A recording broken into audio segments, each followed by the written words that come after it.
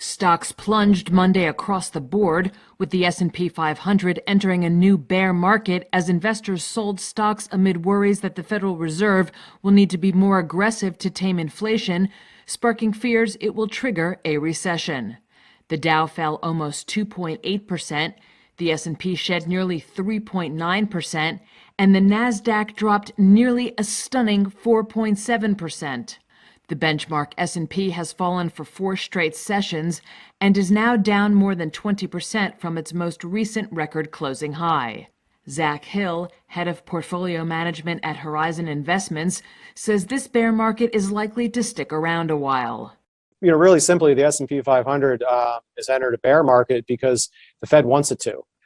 We've been talking about don't fight the Fed, and that's been the ethos for investors since the global financial crisis, really.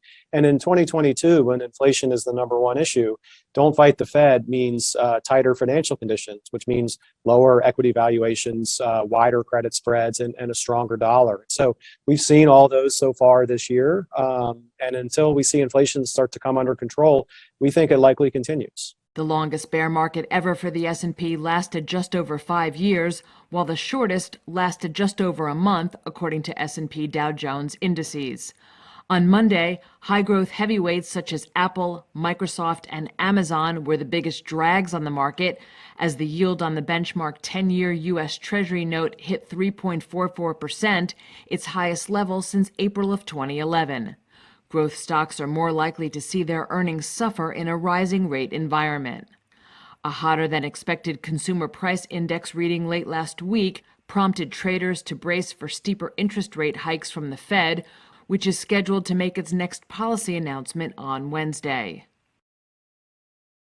China struggled today with new eruptions of COVID-19. Schools in part of Beijing went back to virtual learning amid a rash of infections linked to a nightclub. In Shanghai, mass testing and some restrictions returned less than 2 weeks after a 2-month lockdown was lifted. The city reported more than 500 new cases. And record flooding forced Yellowstone National Park to close today. The Park Service reported extremely heavy rain washed out roads, touched off mudslides, and swept away a bridge. Officials closed park entrances and said they will start evacuating visitors who are already there.